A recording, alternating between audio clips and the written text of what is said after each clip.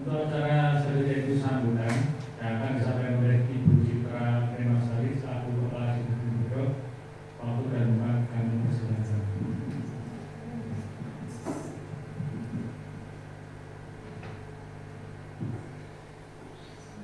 Assalamualaikum warahmatullahi wabarakatuh. Bapak Ibu dan serta para karyawan dan karyawati SD Negeri yang saya hormati, pertama-tama marilah kita memberikan puji syukur kepada Allah Subhanahu wa Ta'ala yang telah memberikan rahmat, berkah serta berbagai karunia-Nya kepada kita semua sehingga kita diberikan kesempatan dan juga kesehatan di siang hari ini sehingga kita dapat melaksanakan ataupun juga mengikuti kegiatan diseminasi yang akan dipaparkan oleh teman kita, teman sejawat kita yaitu Budia tentang budaya positif. Mari kita gunakan kesempatan hari ini untuk belajar bersama, belajar dengan cara yang mudah dan belajar dengan cara yang mungkin kita tidak perlu jauh-jauh, kita cukup duduk di sini, kita mendapatkan ilmu yang itu sangat bermanfaat bagi kita semua dan anak didik kita. Saya harap kita dapat memanfaatkan kegiatan ini dan nantinya kita dapat mengambil positif dari kegiatan ini dan bahkan bisa digunakan, diimplementasikan Bapak Ibu guru sekalian ke dalam kelas hingga nanti pembelajaran Bapak Ibu menjadi lebih baik tentunya. Itu saja sambutan dari saya. Monggo nanti acara waktu yang diperlukan saya kembalikan. Saya akhiri. Assalamualaikum warahmatullahi wabarakatuh. Terima kasih dan khususnya kami ucapkan kepada Bu Aini Masari telah berkenan memberikan sambutan pada acara diseminasi pada hari ini. Untuk acara selanjutnya yaitu pemaparan tentang budaya positif yang akan disampaikan oleh Ibu Diah Fitriana SPD. Pada Ibu Diah Fitriana, waktu dan tempat kami persilakan.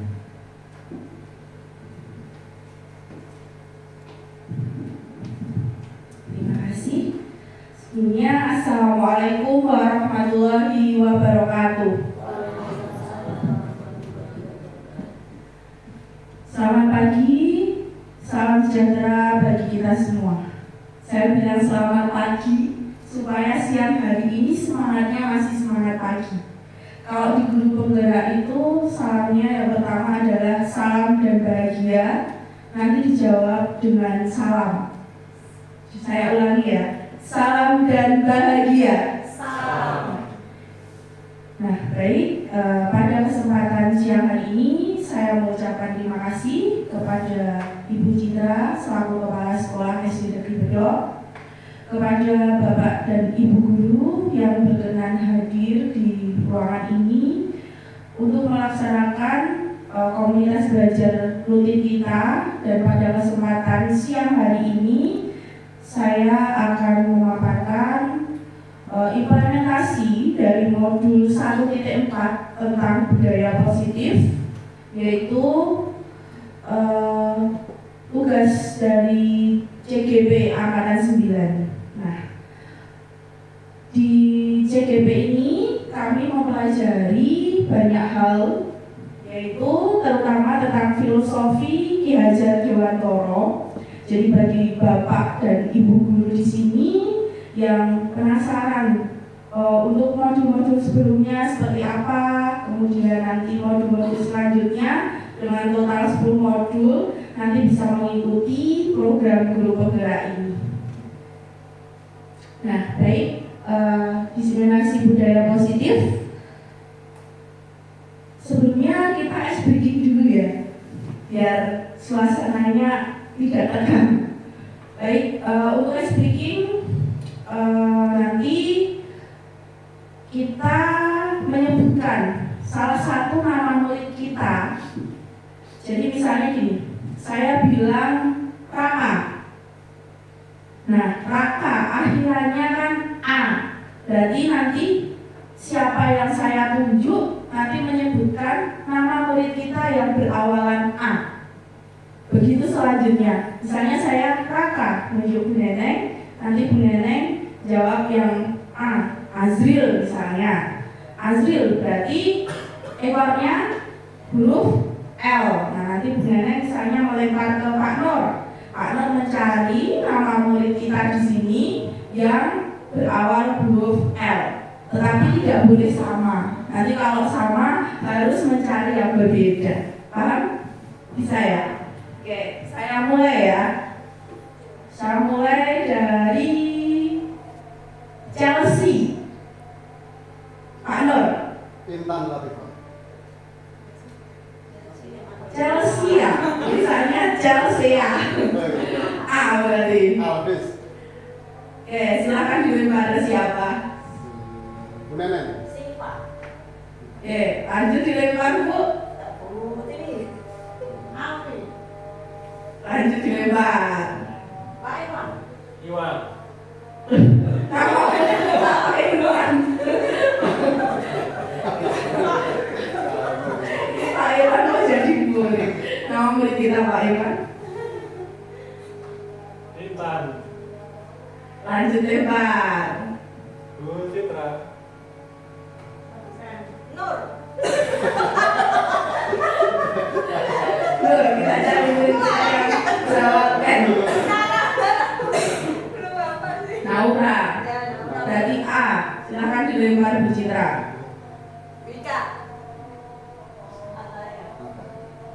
Ataya. Siapa yang belum ya?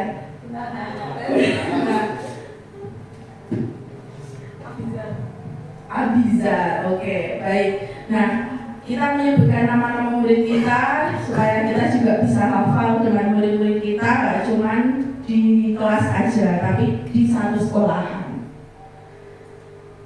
Baik, sebelumnya pendidik kita itu adalah seorang pendidik. Kita diibaratkan sebagai seorang petani yang memiliki peranan untuk menjadikan tanaman itu tumbuh subur. Nah, untuk menjadikan tanaman itu tumbuh subur, berarti kita harus memastikan tempat tumbuhnya atau tanahnya itu cocok untuk ditanami. Bagaimana kita memupuknya supaya bisa subur. Nah, tempat itu diibaratkan abad sekolah. Jadi, sekolah itu adalah lingkungan yang menyenangkan, menjaga murid dan melindungi murid dari hal-hal yang tidak baik, mendidik karakter murid untuk tumbuh dengan baik. Nah, contohnya ketika kita mempunyai murid yang mohon maaf masih pemalas, dengan kita didik di sini, kita tuntun di sini, murid tersebut menjadi rajin. Kemudian bagaimana kita itu untuk menciptakan suatu lingkungan positif yang terdiri dari warga sekolah. Berarti kita harus apa Bapak Ibu? Untuk menciptakan lingkungan yang positif itu berarti kita harus seperti apa? Gimana Pak Iwan? Harus menyediakan tempat yang nyaman. Ya, kita harus menyediakan tempat yang nyaman. Selain itu? Fasilitas yang memadai, kemudian kita juga harus bisa saling mendukung, saling belajar, saling bekerja sama, supaya bisa tercipta kebiasaan baik, dan kebiasaan baik itu nanti akan tumbuh menjadi karakter baik warga sekolah, dan pada akhirnya karakter-karakter dari kebiasaan itu akan membentuk sebuah budaya yang positif, seperti itu. Nah, konsep inti dari budaya positif, nanti kita akan mempelajari 6 hal. Yang pertama, disiplin positif dan nilai-nilai kebajikan. Yang kedua, teori motivasi, hukuman dan penghargaan, serta restitusi. Yang ketiga, keyakinan kelas. Yang keempat, kebutuhan dasar manusia. Yang kelima, posisi kontrol guru. Dan yang keenam, segitiga restitusi. Baik, untuk yang pertama disiplin positif dan nilai-nilai kebajikan. Jadi kita mulai dari pembelajaran dengan paradigma baru. Ini ada sedikit permainan. Silakan Bapak Ibu mencari pasangan. Saya minta untuk berpasangan dua-dua. Karena udah ya, berpasangan dua-dua. Nah, nanti perannya seperti ini. Kita akan bermain tentang cobalah buka. Jadi nanti si A dan si B. Si A itu tugasnya mengepalkan salah satu tangannya, kemudian membayangkan di dalam kepala itu ada benda yang sangat berharga. Jadi benda yang paling berharga itu di dalam kepalanya. Nah, terus si A itu perlu menjaga benda ini sekuat tenaga karena benda ini sangat penting dalam kehidupannya. Misalnya perhiasan atau uang atau apa yang ada di kepalanya. Kemudian tugasnya si B itu mencoba dengan segala cara untuk membuka kepala tangan si A. Nah, terus si B itu boleh dengan cara membujuk yang berarti merayu, boleh dengan menghadik, mengintimidasi juga boleh, memarahi boleh, menggoda, terus menggelitik, bahkan bisa menawari dengan uang. Misalnya, ayo buka, saya kasih uang 1 miliar misalnya, itu boleh. Nah, sekarang siapa yang berperan sebagai si A dulu? Ya, saya juga tahu. Si A dulu, si A nya siapa? Ini Bu Citra, yang Pak Irwan si A, yang Bu Tiwi dan Mira. Oh, Rika si A, Mas Pak Ibnu dan Pak Nur, si A nya yang mana? Pak Nur si A.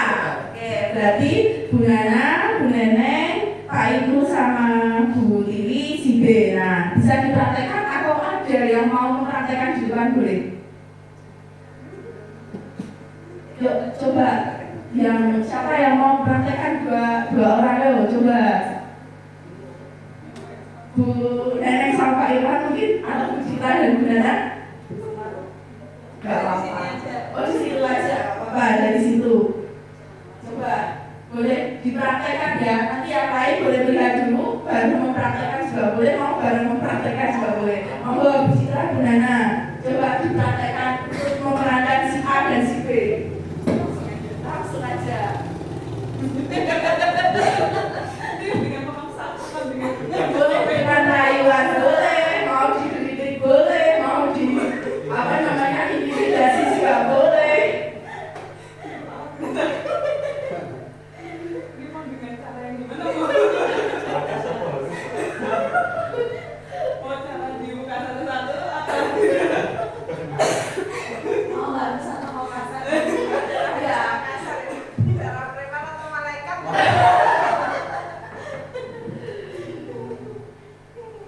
Ini nggak mau Bu. Ini beneran Bu. Saya ikut 15.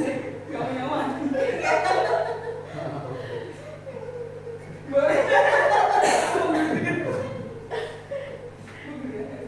Enggak. Beneran Bu. Beneran. Ya. Bu. Bu, ayo aku dibuka Bu. Itu ya. Tetap gak mau juga ya? Gak mau. Oh iya, itu nanti Bu Citra yang punya wewenang mau dibuka apa tetap teguh sama pendiriannya atau ditutup. Ada lagi yang mau praktekan? Ini kalau kayaknya Pak Irwan sama Bu Citra yang mau praktekan, seru deh. Bisa coba kayaknya. Kayaknya bisa deh.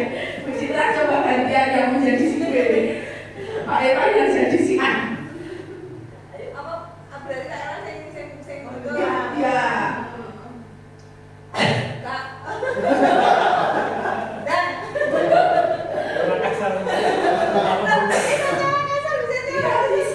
Bisa dengan cara mengintimidasi.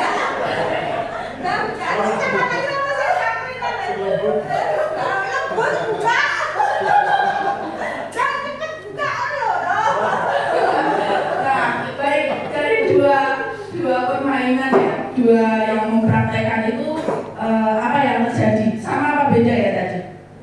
Beda. Untuk yang pertama tadi, Bu Nana itu meminta Bu Citra dengan cara yang halus, dan Bu Citra tetap teguh untuk tidak membukanya. Nah, yang kedua tadi caranya berbeda, agak-agak mengkritik juga ya, mengkritik, dan Pak Irwan tadi membukanya. Nah, di sini kira-kira apa yang bisa kita pelajari dari sini? Ini kita belajar soal apa kira-kira? Kontrol diri. Ya, dan ini semua berhubungan dengan yang namanya keyakinan. Jadi tadi Bu Citra itu tetap genggam, berarti Bu Citra yakin ini harus digenggam. Sementara Pak Irwan yakin untuk dibuka. Gitu. Kita berbicara tentang keyakinan. Untuk selanjutnya, miskonsepsi tentang teori kontrol ini dari Dr. William Glasser, itu tentang ilusi guru mengontrol murid, ilusi bahwa semua penguatan positif itu efektif dan bermanfaat, ilusi bahwa kritik dan membuat orang merasa bersalah dapat menguatkan karakter, kemudian ilusi bahwa orang dewasa memiliki hak untuk memaksa. Lanjut saja ya.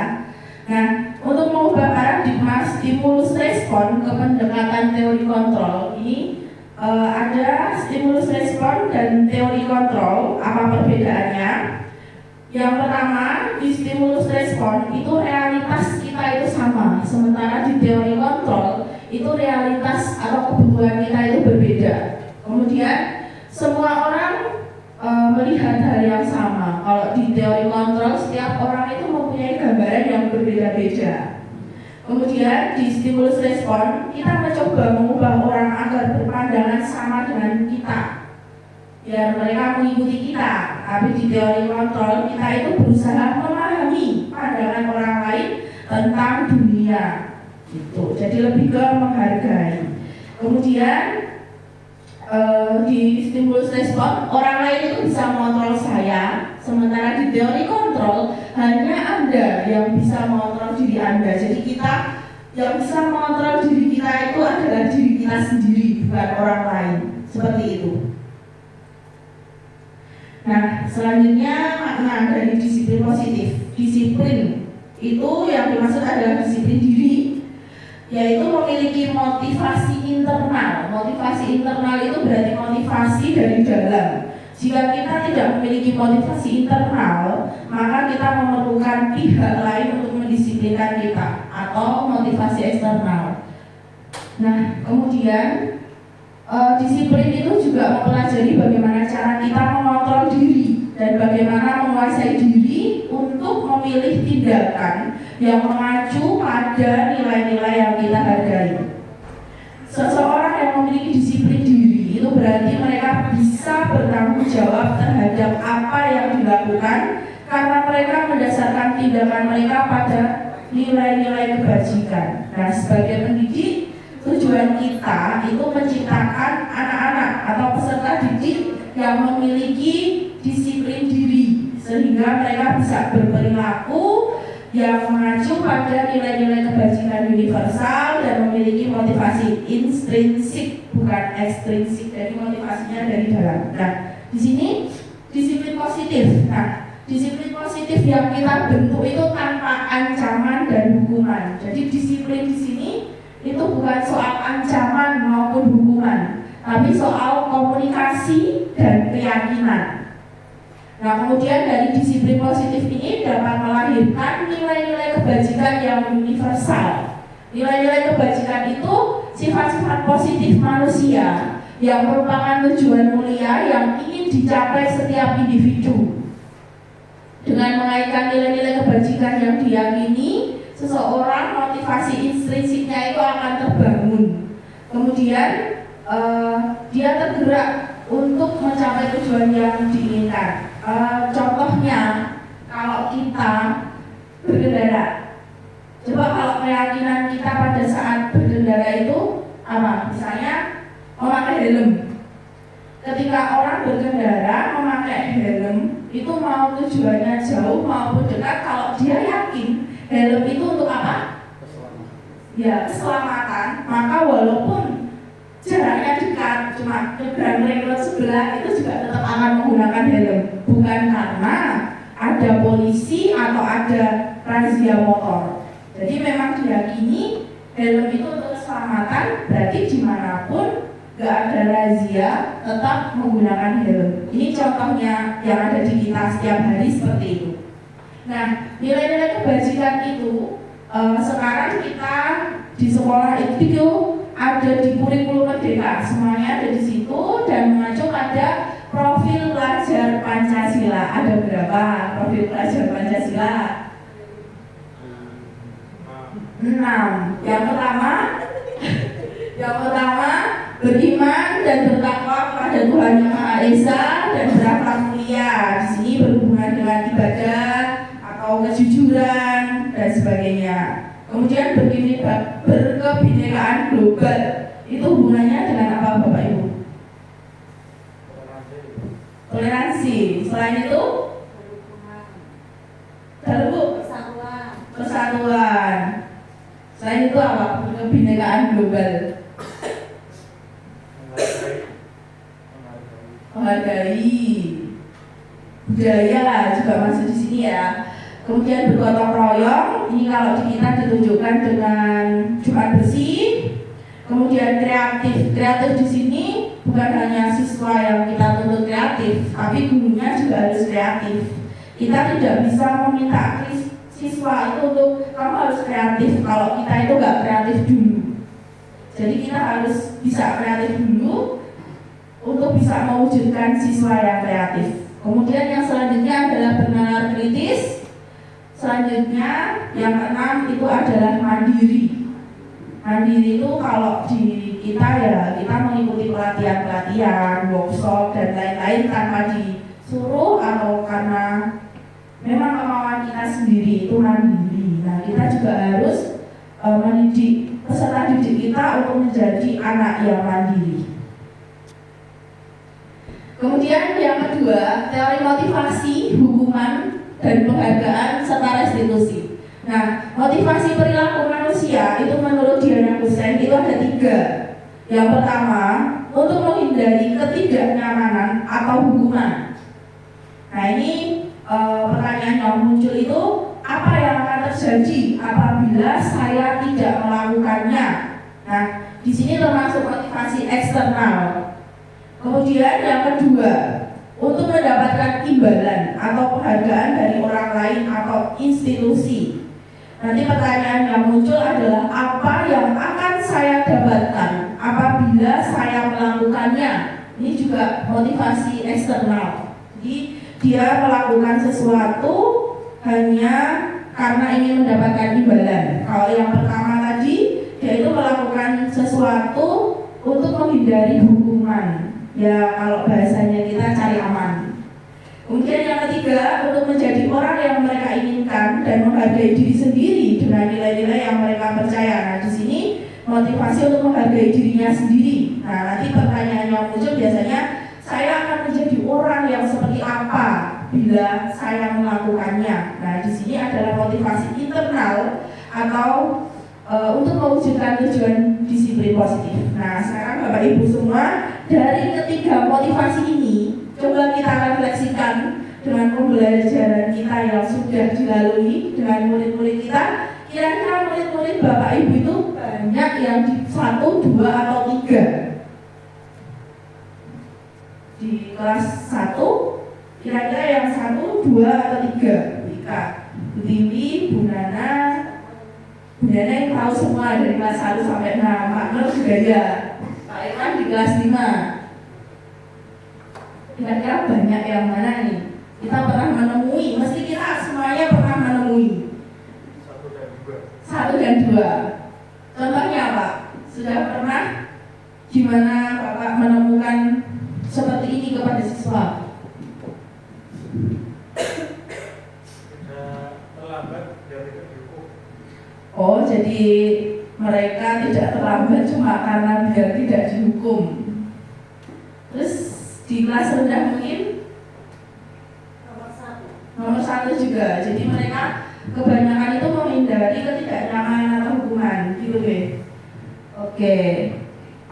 Baik, ada lagi yang lain? Sudah tidak. Nah, kalau di kelas saya, di kelas 4, saya menemukan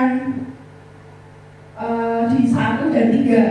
Jadi memang sudah ada peserta didik yang dia itu motivasinya internal. Jadi memang dia sudah sadar dan sudah mempunyai motivasi dalam diri untuk berbuat yang baik-baik. seperti itu. Tapi ada juga yang mereka itu patuh hanya sekedar cari aman supaya tidak dihukum oleh bu guru maupun sekolah seperti itu. Nah, ini perbedaan dari hukuman, kemudian ada konsekuensi dan restitusi. Kira-kira dari contoh-contoh ini ada yang bisa menyimpulkan nggak untuk hukuman, konsekuensi sama restitusi itu bedanya di mana? Hukuman itu biasanya kita bisa menyakiti orang lain.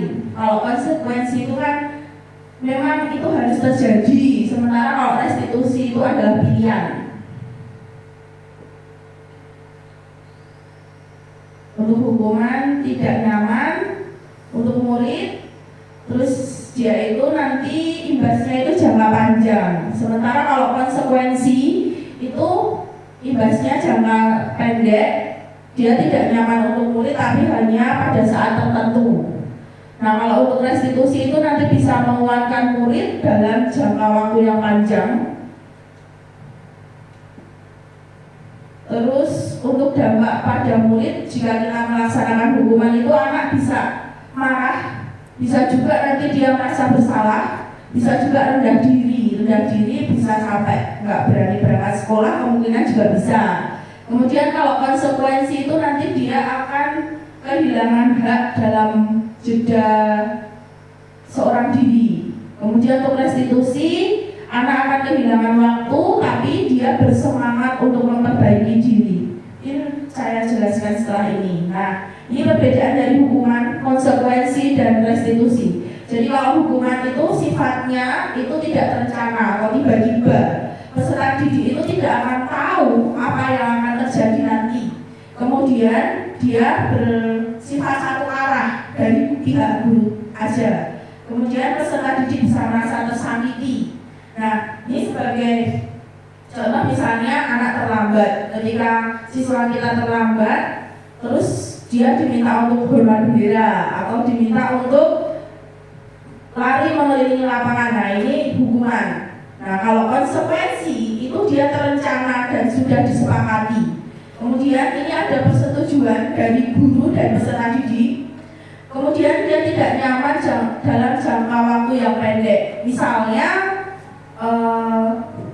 si A itu rame sendiri pada saat belajar, dia ngobrol sendiri. Nah, karena dia ngobrol sendiri, maka dia kehilangan waktu pulangnya. Jadi teman-temannya udah pulang, dia masih mengerjakan tugasnya. Nah, itu konsekuensi. Memang sudah ada kesepakatan dan anak itu nggak nyamannya cuma pada saat itu. Kalau restitusi itu nanti guru membantu peserta didik untuk mencari solusi dalam menyelesaikan permasalahan yang dihadapi. Jadi bedanya ketiganya seperti itu. Ada pertanyaan sampai sini? Belum ya? Nah, kemudian kita itu banyak menghukum anak itu dihukum oleh penghargaan. Yang pertama, pengaruh jangka pendek dan jangka panjang. Yang kedua, penghargaan itu tidak efektif. Yang ketiga, penghargaan dapat merusak hubungan. Penghargaan mengurangi ketepatan. Penghargaan dapat menurunkan kualitas. Penghargaan dapat mematikan kreativitas dan penghargaan itu bisa menghukum. Sebagai contoh, ketika kita itu iming-imingi anak, ini hadiah buat kamu, tolong nilainya yang bagus, atau ini dikasih tahu dulu hadiahnya itu apa. Nah, di sini itu secara tidak langsung kita menghukum anak. Kenapa? Karena ketika anak itu tidak didorong dengan hadiah itu, dia tidak akan mengerjakan suatu hal dengan sungguh-sungguh. Seperti itu. Kemudian penghargaan dapat merusak hubungan itu sebagai contoh ketika kita memuji anak-anak di depan teman-temannya misalnya. Di situ kita juga bisa menghukum mereka. Jadi misalnya saya memuji, wah si B hebat sekali dan lain-lain. Terus yang lain nanti mendengarkan semua, nah itu akan menimbulkan kecemburuan sosial, itu juga terjadi. Kecuali kita bisa menempatkan cara memuji kita tidak yang menonjolkan satu anak itu secara terus-terusan seperti itu. Kemudian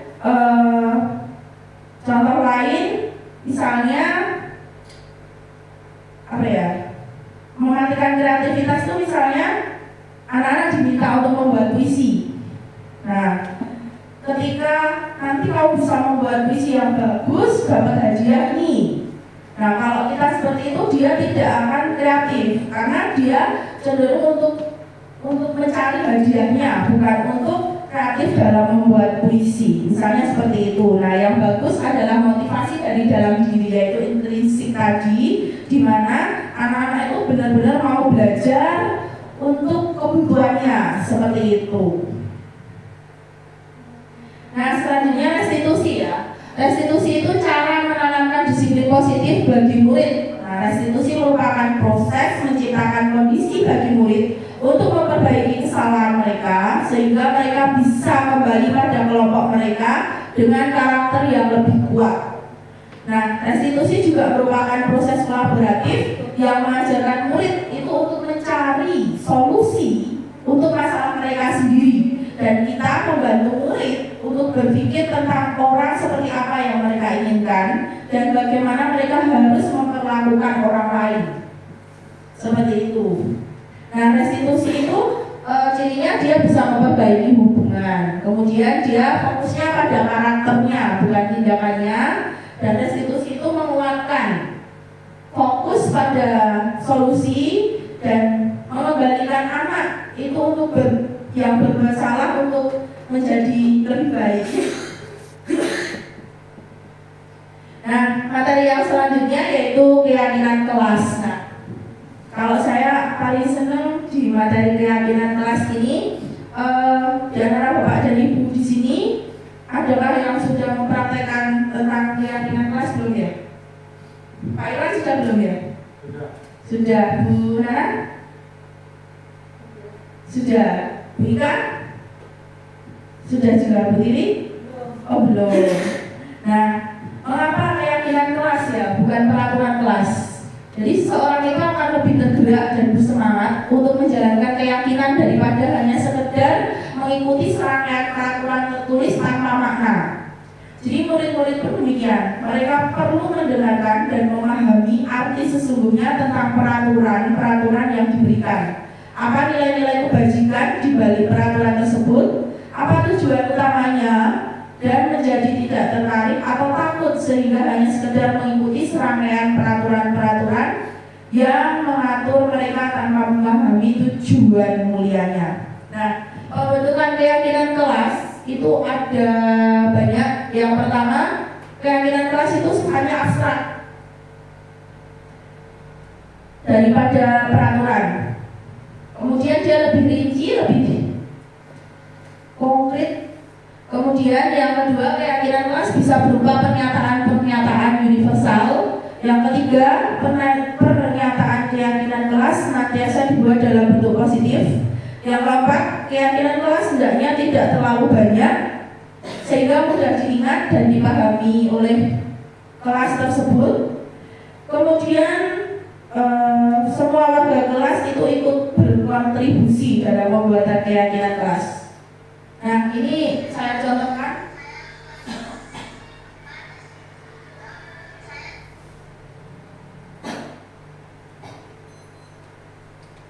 Saya contohkan pembuatan kelas di kelas 4, pembentukan keyakinan kelas di kelas 4. Itu langkahnya.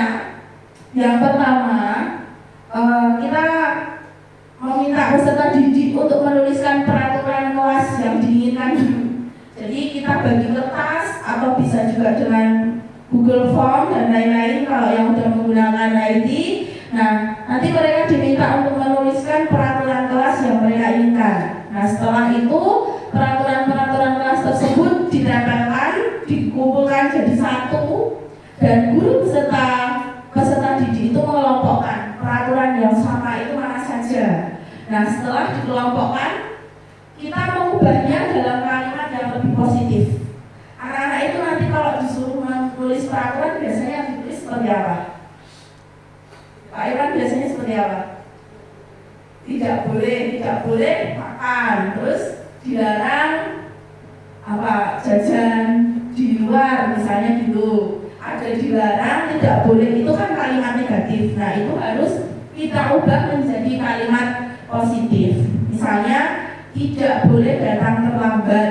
Nah itu kalimat negatif, kita ubah ke kalimat positif. Misalnya jadi apa itu? Tidak boleh datang terlambat berarti datang tepat waktu. Kemudian setelah kita ubah menjadi kalimat positif, nanti peserta didik menyusun keyakinannya. Misalnya datang tepat waktu. Berarti kalau kita datang tepat waktu itu apa yang diyakini? Apa Pak? Kalau datang tepat waktu itu apa Pak Nur? Yang diyakini berarti apa? Disiplin, ya, kedisiplinan atau disiplin. Terus misalnya yang kedua misalnya membuang sampah pada tempatnya, itu keyakinan yang diyakini apa? Ya, kebersihan. Nah, setelah menyusun keyakinan kelas tersebut, mereka menyepakati bersama. Nah, ini untuk menyepakati bersama itu caranya nanti macam-macam. Kalau kemarin saya menerapkan di kelas 4, mereka saya suruh untuk bertanda tangan, satu-satu tanda tangan maju.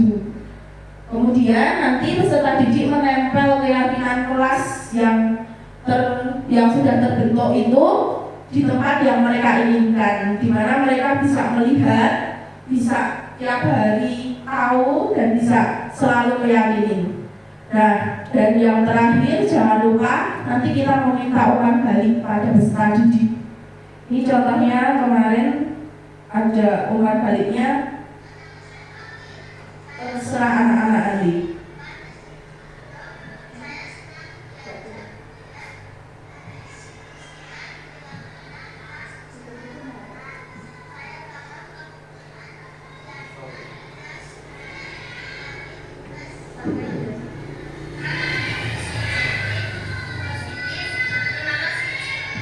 Nah, untuk umpan balik itu nanti kita tanya aja perasaan anak-anak itu seperti apa ya. Nanti jawaban anak-anak akan bermacam-macam seperti itu.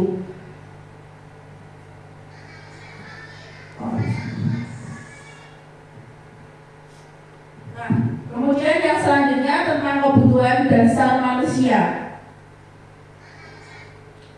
Kebutuhan dasar manusia itu adalah segala sesuatu yang kita lakukan untuk mendapatkan apa yang kita inginkan.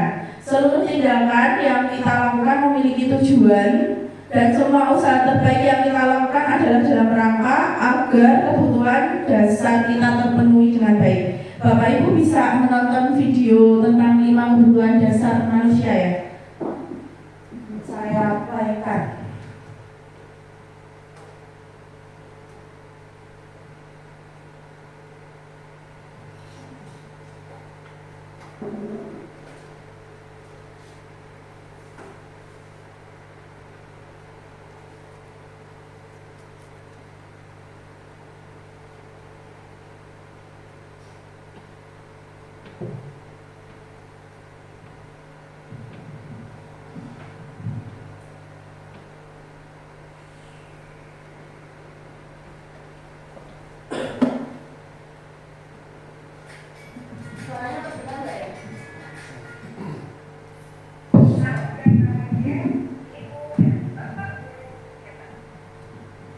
Membangun budaya sekolah yang positif dengan lingkungan yang aman dan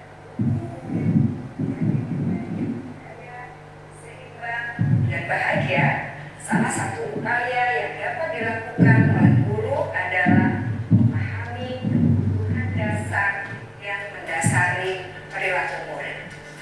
Pada video kali ini kita akan membahas tentang 5 kebutuhan dasar manusia.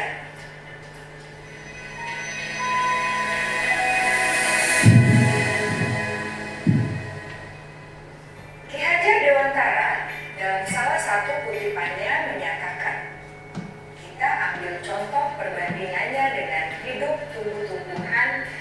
Seorang petani dalam hakikatnya sama kewajibannya dengan seorang pendidik yang menanam padi misalnya. Hanya dapat menuntun tumbuhnya padi. Ia dapat memperbaiki kondisi tanah, memelihara tanaman padi, memberi pupuk dan air, membasmi ulat-ulat atau jamur-jamur yang mengganggu hidup tanaman padi, dan lain sebagainya. Ketika guru memahami kebutuhan apa yang mendasari perilaku murid, guru berusaha menuntun dan mendukung murid dalam memenuhi kebutuhannya secara positif. Pada hakikatnya, guru tersebut ibarat seorang petani yang sedang berusaha memahami kebutuhan masing-masing tersebut agar dapat tumbuh dengan subur. Seorang psikiater dari Amerika Serikat menyatakan bahwa seluruh tindakan manusia memiliki tujuan tertentu, yaitu memenuhi kebutuhan dasarnya. Ketika kelima kebutuhan dasar telah terpenuhi secara memadai, maka murid akan tumbuh dengan seimbang dan bahagia. Sebaliknya, ketika kebutuhan dasar tidak terpenuhi dengan baik, maka seseorang akan mengalami emosi negatif seperti bosan, sedih, dan kecewa. Bahkan mereka dapat melakukan perbuatan yang bertentangan dengan nilai-nilai kebajikan atau melanggar peraturan. Dengan kata lain, perilaku buruk seseorang biasanya adalah respons dari kebutuhan yang tidak terpenuhi. Namun, mereka tidak tahu cara untuk menyampaikannya. Ada 5 kebutuhan dasar manusia menurut Dr. William Glasser, yaitu yang pertama, kebutuhan untuk bertahan hidup atau survival. Yang kedua, kebutuhan untuk merasa diterima atau love and belonging. Yang ketiga, kebutuhan akan kebebasan atau freedom. Yang keempat, kebutuhan akan kesenangan atau fun. Dan yang kelima, kebutuhan akan penguasaan atau power.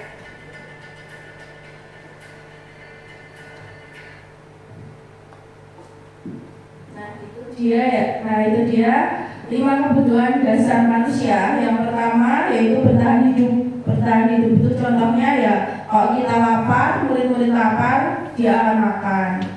Selain makan ya pakaian, tempat tinggal, itu adalah kebutuhan untuk bertahan hidup. Kemudian untuk kebutuhan yang kedua, kebutuhan penguasaan. Kira-kira apa Bapak Ibu untuk kebutuhan penguasaan? Kebutuhan penguasaan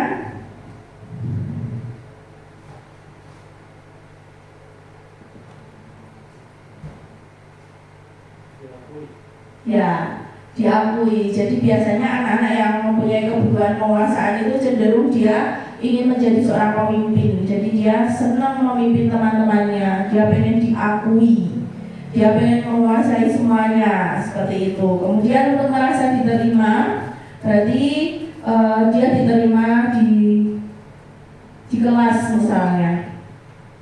Terus untuk kebutuhan kebebasan, si murid biasanya ingin bebas untuk melakukan suatu hal. Nah, untuk kesenangan, dia akan melakukan beberapa kegiatan yang mereka senangi. Di sini ada selanjutnya, tapi sampai sini aja ya untuk videonya.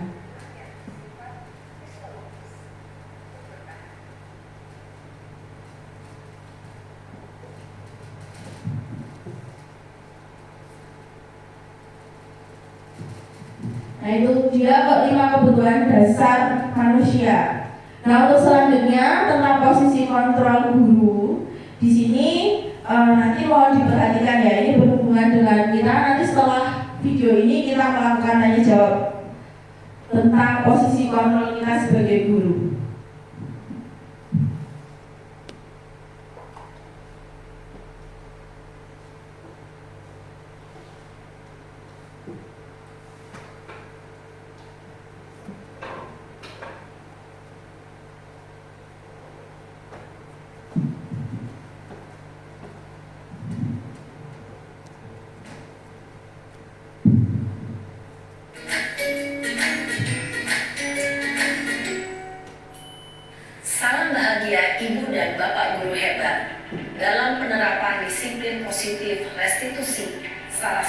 program yang dikembangkan adalah 5 posisi kontrol.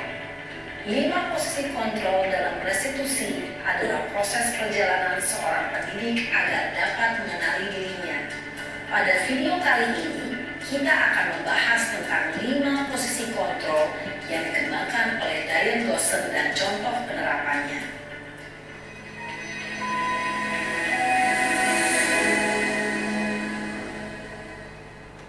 5 posisi kontrol itu adalah 1.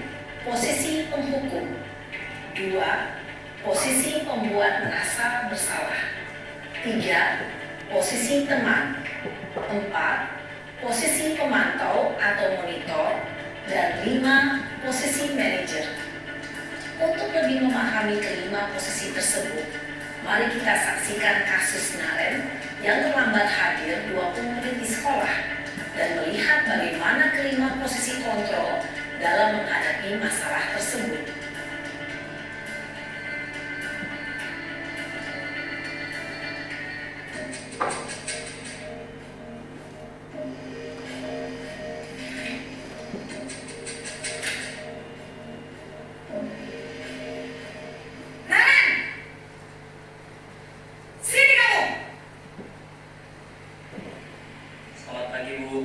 Selalu terlambat. Kamu deh, pasti terlambat. Maaf Bu, saya Apa? Apa coba? Alasan kamu apa lagi? Kapan sih kamu tidak terlambat? Malas sekali ya kamu jadi anak. saya Dasar pemalas. Gak kapok-kapok sih kamu. Sudah berapa kali terlambat? Sana, kamu keliling lapangan basket 2 kali. kenapa saya harus keliling lapangan basket Bu? Kenapa? Kamu melawan ibu? Berani-beraninya jawab. Sudah terlambat, masih berani jawab pula. Sekarang, keliling lapangan basket 5 kali sekalian. Biar kapok. Cepat. Pergi sana ke lapangan basket. Posisi penghukum biasanya berbicara dengan nada tinggi, menghardik, menunjuk-nunjuk, menyakiti, dan menyindir. Hukuman bisa berupa fisik maupun psikis. Ibu dan bapak guru hebat. Dampak yang terjadi pada murid ketika guru berada pada posisi penghukum adalah murid cenderung akan memberontak, bahkan menyimpan dendam.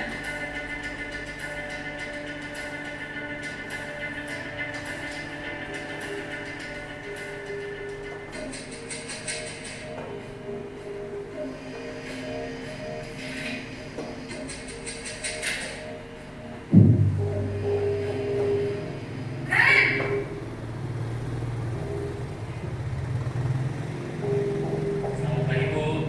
Naren. Kamu kenapa terlambat lagi, nak? Ya Tuhan, Naren. Kamu senang ya bikin ibu susah ya? Kalau kamu terlambat lagi, nanti ibu yang ditegur bapak kepala sekolah, nak. Disangka ibu tidak bisa membina kamu. Duh, gimana ini? Maaf Bu, Duh, Gusti Naren. Kamu suka ya kalau ibu ditegur bapak kepala sekolah? Terus, sekarang ibu harus tulis apa ini di buku absen? Ini kamu sudah sering terlambat loh. Ibu harus apa coba? maaf Bu, maaf sekali. Ya sudah, lain kali jangan bikin ibu susah lagi ya nak ya. Ibu tidak akan kuat lagi kalau kamu begini terus. Bisa jantungan kalau ibu ditegur bapak kepala sekolah. Sana cepat ke kelas. Maaf ya Bu, maaf sekali. Posisi membuat rasa bersalah berbicara dengan nada tenang, cenderung lembut, namun kata-kata yang diutarakan membuat murid merasa menjadi orang yang gagal, memandang buruk dirinya sendiri, merasa tidak berharga, dan tidak sanggup membahagiakan orang lain. Ketika guru mengambil posisi membuat rasa bersalah, murid akan menganggap dirinya yang bersalah dan ia akan menyimpan emosi negatif tersebut di dalam dirinya.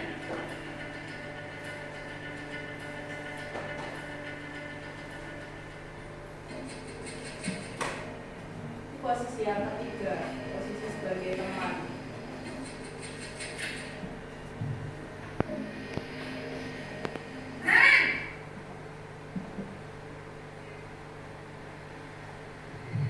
Selamat pagi, Bu. Wah, sudah jam berapa ini, Nak? Terlambat lagi ya, sayang. Iya, Bu. Habis ibu saya belum membangunkan saya, Bu. Kamu malah menyalahkan ibu kamu. Kamu bukannya anak yang larinya paling kencang. Kok terlambat sih? Iya, Bu. Saya memang terlambat bangun tadi. Jadi, biarpun saya lari kencang, tetap gak kejar, Bu.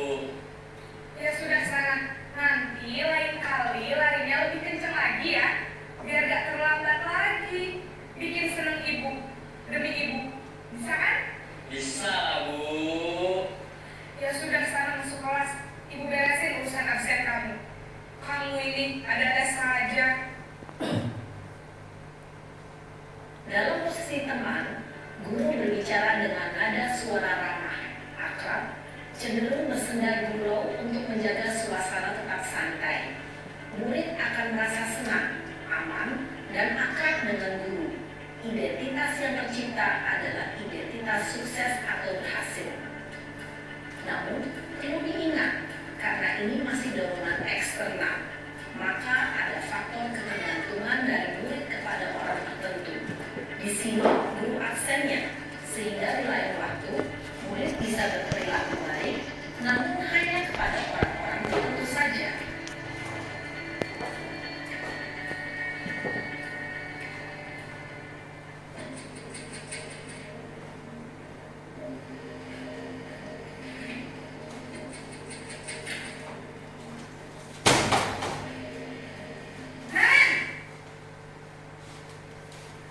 Posisi keempat sebagai pemantau. Selamat pagi, Bu. Nah, Ren, apa peraturan sekolah kita tentang jam berapa kita harus masuk sekolah, Nak? Kita harus di sekolah jam 7, Bu. Iya, betul. Sekarang sudah jam 7.20. Kalian sudah tahu konsekuensinya jika terlambat hadir? Paham, Bu. Saya harus tinggal kelas pas jam istirahat selama 20 menit. Iya, benar. Konsekuensinya demikian. Jadi nanti jam 9.30 pas istirahat, kamu harus tinggal di kelas, kerjakan tugas tambahan untuk ketertinggalan kamu, ya? Baik, Bu. Posisi pemantau mengandalkan penghitungan atau data untuk mengontrol murid. Guru mengarahkan murid berdasarkan peraturan dan konsekuensi. Seorang pemantau menunjukkan bahasa tubuh dan ekspresi wajah yang datar dan cenderung formal.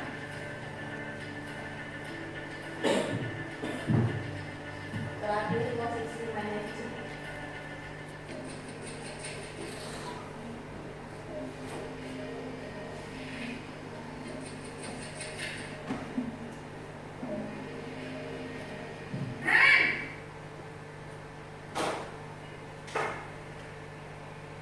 Selamat pagi, Bu.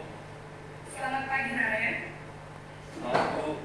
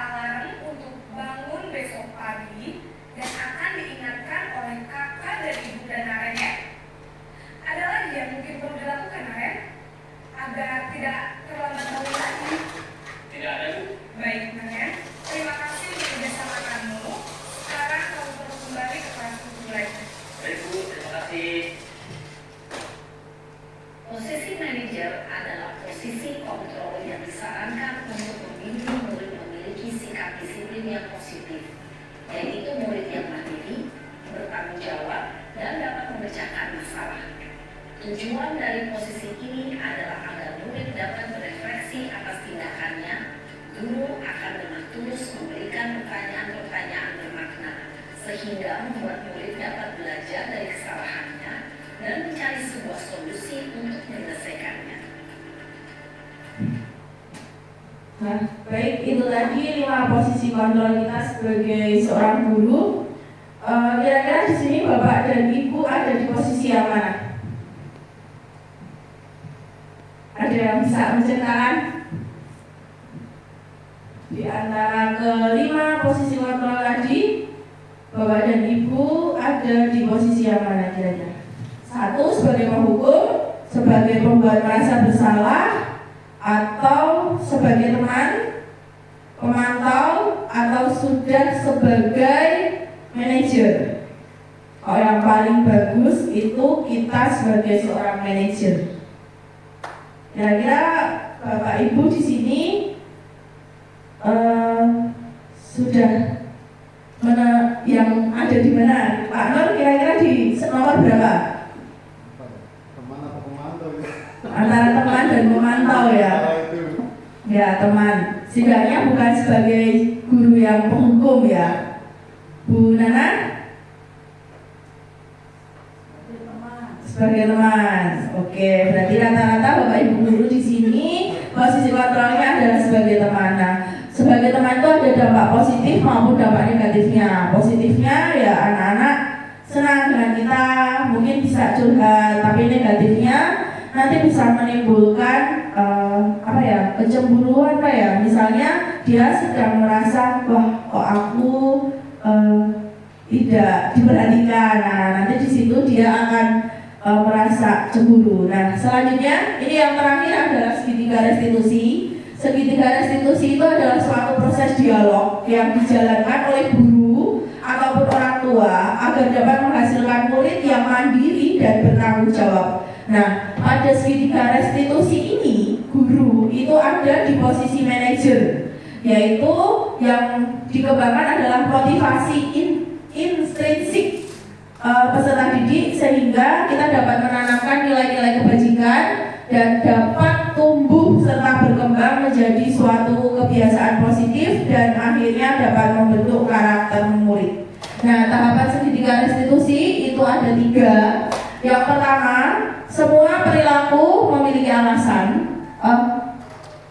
Tahapannya yang pertama yaitu menstabilkan identitas. Di sini semua perilaku itu memiliki alasan. Misalnya, setiap orang pasti pernah melakukan kesalahan.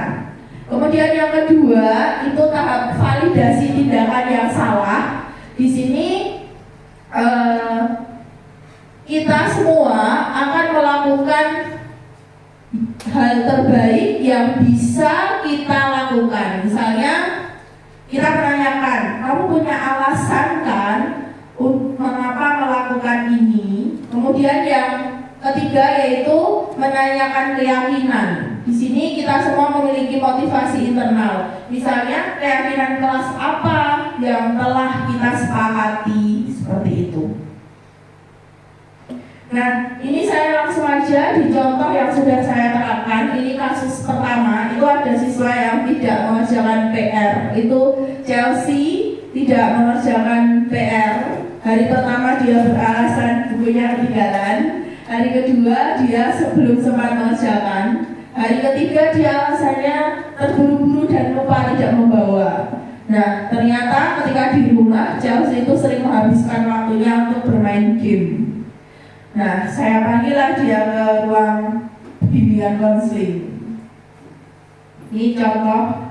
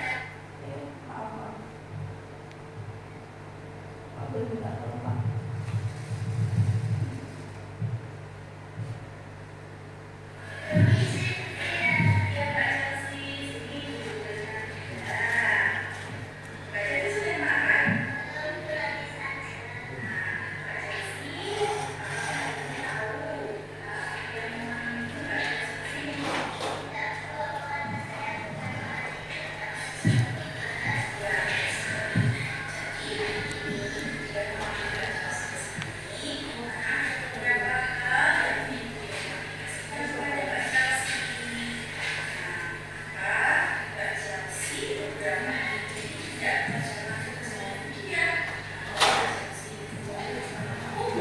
ini tahap menstabilkan.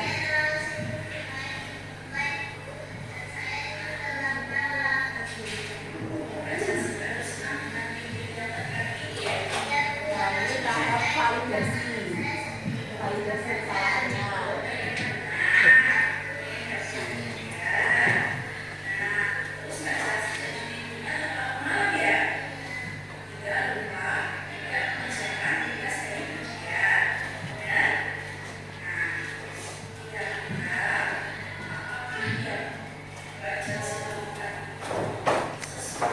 Ini tahap yang ketiga, menanyakan keyakinan.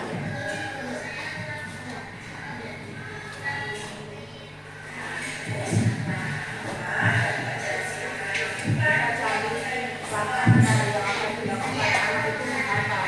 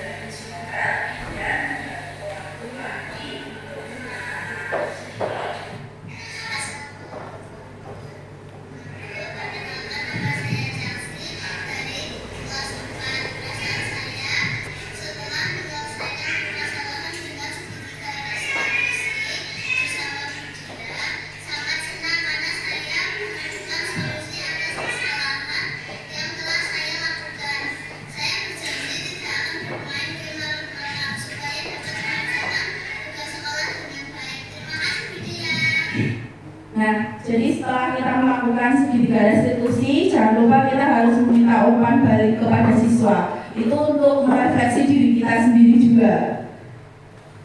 Selanjutnya, ini satu kasus aja ya contohnya. Ini kasus yang kedua kemarin dengan Mas Ardan itu karena memecahkan lampu di kelas. Nah, selanjutnya kita langsung ke tanya jawab aja dari materi yang sudah saya paparkan. Adakah masukan atau penguatan dari Bapak Ibu semua atau pertanyaan, dipersilakan.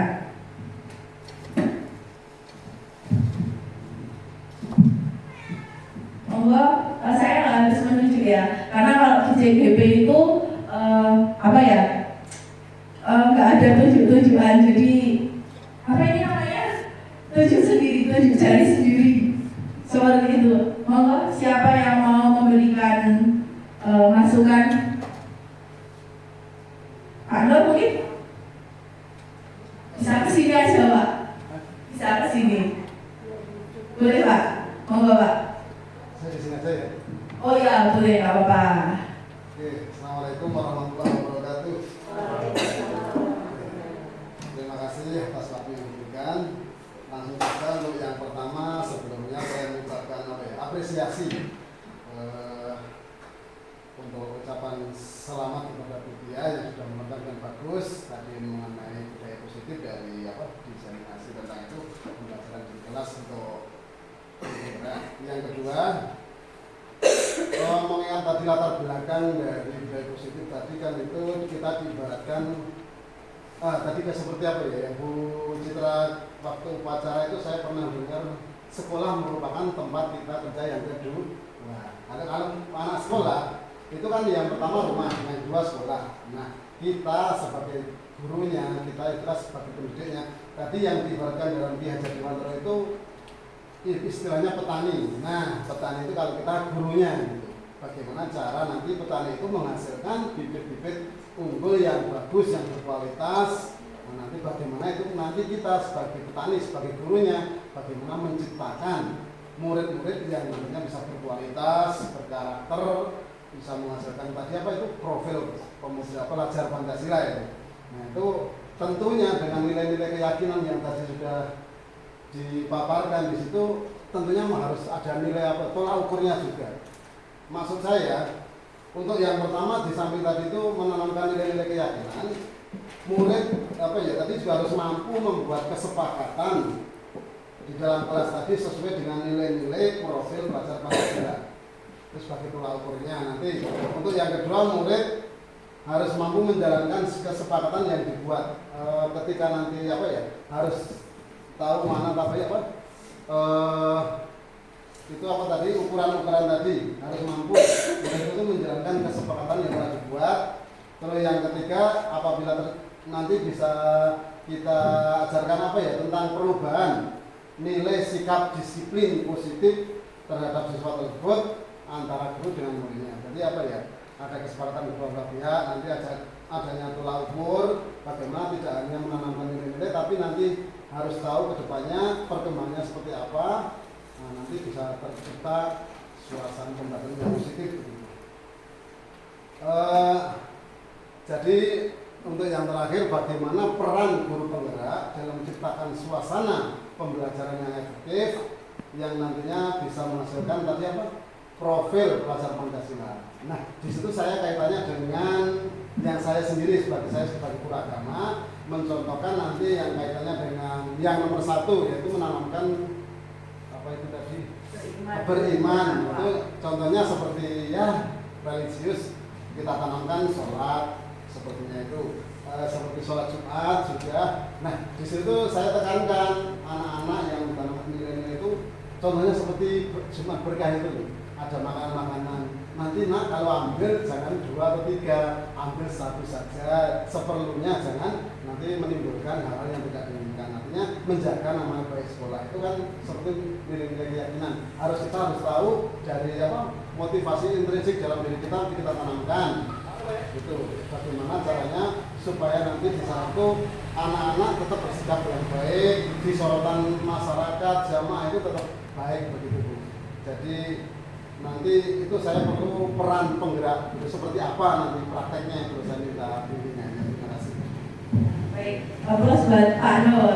Terima kasih Pak Nur atas tanggapan dan apresiasinya untuk peran guru penggerak. Adakah yang mau menambahkan? Mungkin Bu Citra dan Pak Iwan dari pertanyaannya Pak Nur peran guru penggerak tadi.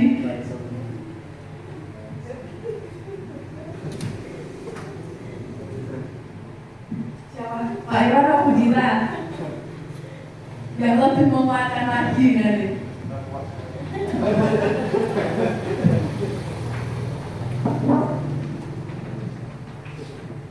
Ya, terima kasih.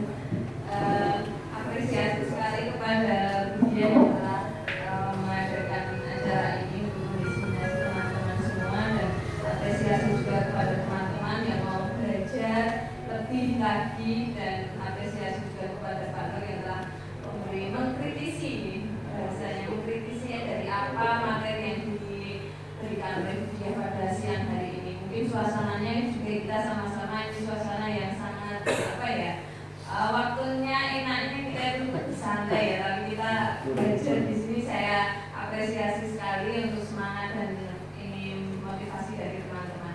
Menanggapi dari Pak Nur, memang kebetulan di sekolah kita juga ada 2 guru penggerak, itu merupakan sebuah kekuatan. Kalau kita bayangkan sekarang ini seperti yang dengan ketahui bahwa menjadi guru penggerak itu juga tidak hal yang mudah. Tidak hal yang mudah karena saya pernah mengalaminya, itu yang harus kita itu tes bertahap-tahap Pak.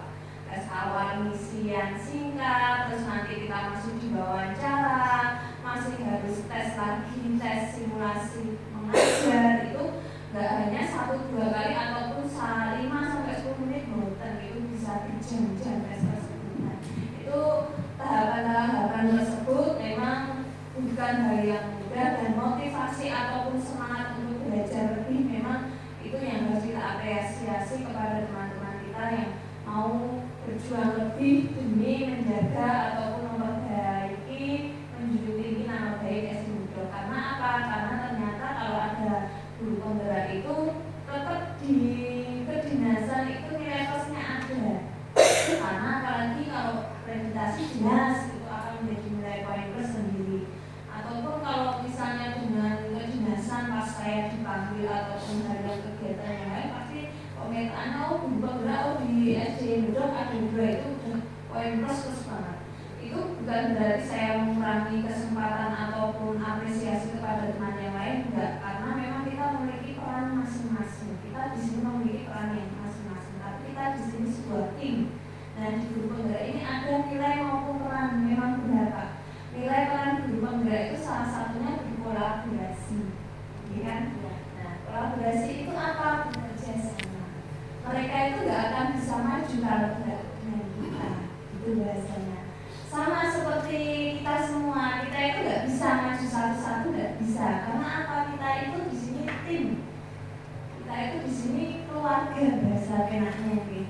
Jadi kalau kita pengen kita itu baik, ya kita harus baik semua. Kalau kita pengen kita itu maju, ya kita harus maju semua. Gak harus semuanya dengan guru penggerak buatan. Kalau misalnya sudah 2 cukup, handphone 2 cukup, ini kita manfaatkan baik-baik. Perannya teman-teman apa?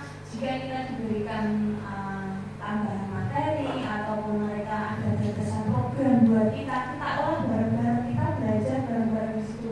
Kita malah enak, bukan sampai kelas bolak-balik kita udah dapat ilmunya, udah dapat manfaatnya seperti itu. Dan itu mungkin memang apa ya PR, nggak hanya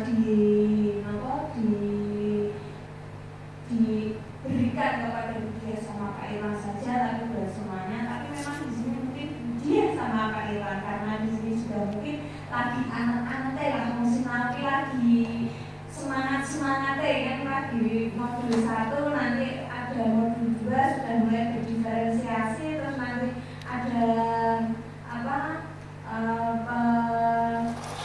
peningkatan buat asetnya, buat program kelas maupun program sekolah. Saya harap nanti bisa diseminasikan lebih ke teman-teman sehingga teman-teman bisa ya ikut gitu, ikut melaksanakan, ikut belajar dan ikut berpartisipasi jadi program-program jenengan jalan untuk laporan jenengan, tapi juga di sekolah dapat manfaat lebih dari apa yang jenengan pelajari seperti itu. Jadi memang kami di sini mengharapkan ya lebih, tapi juga kami di sini semuanya siap belajar dengan apa yang sudah jenengan pelajari ataupun nantinya yang jenengan berikan kepada kami. Seperti itu nih Pak Nur ya.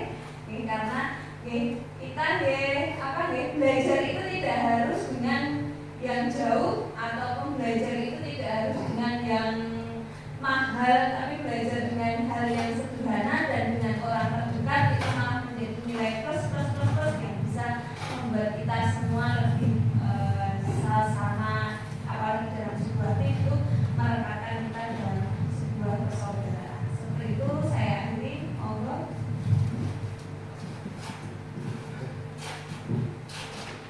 Baik, aplaus buat Bu Citra. Terima kasih Bu Citra untuk penguatannya. Dan demikian paparan dari saya tentang budaya positif. Nah, satu refleksi dalam kegiatan diseminasi hari ini, satu pertanyaan untuk Bapak dan Ibu semuanya. Apa satu inspirasi yang Bapak Ibu dapatkan pada sharing kita di hari ini? Silakan ditulis di WA Group, satu aja dalam satu kalimat. Silakan ditulis di WA Group Bedok, atau ada salah satu yang mau menyampaikan cukup dengan satu kalimat aja. Yang lain saya tunggu di WA Group kita. Satu aja, Bu Tiri mungkin.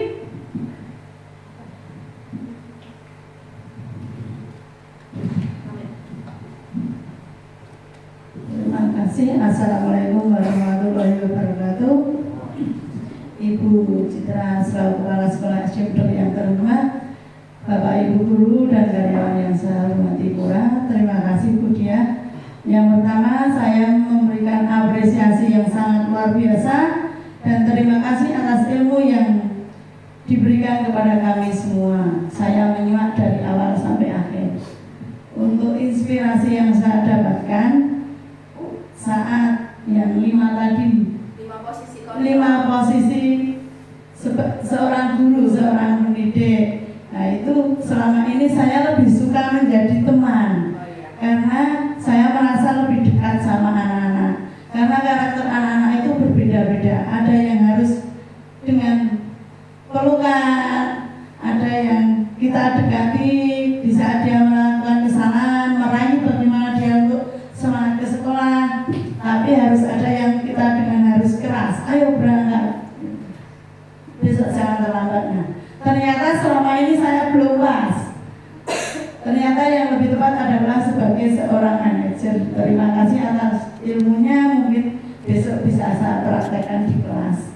Terima kasih, saya akhiri. Wassalamualaikum warahmatullahi wabarakatuh. Waalaikumsalam. Aplaus untuk Bu Tiwi. Terima kasih Bu Tiwi. Baik, demikian acara pada siang hari ini. Kurang lebihnya saya mohon maaf. Saya tutup dengan sebuah pantun. Naik bis membayar sesuai tarif. Tidak lupa membawa rasa bahagia. Mari kita bumikan budaya positif untuk kemajuan sekolah kita. Demikian, assalamualaikum warahmatullahi wabarakatuh. Waktu saya kembalikan ke Pak Iwan. Baik, demikian tadi acara diseminasi budaya positif dari Bu Diana. Ya, semoga kedepannya menjadi sesuatu yang real, nyata, bukan hanya slogan, tapi kita wujudkan dengan kerjasama dan kolaborasi sesama kita. Baik, Bapak Ibu, dengan berakhirnya pemaparan pada hari ini, maka selesai sudah acara pada hari ini. Mari kita tutup dengan membaca Alhamdulillah yang beragama Islam bersama. 1, 2, 3. Alhamdulillah. Dari saya bila banyak kata dan tingkahku yang tidak tepat, saya mohon maaf. Saya akhiri. Assalamualaikum warahmatullahi wabarakatuh.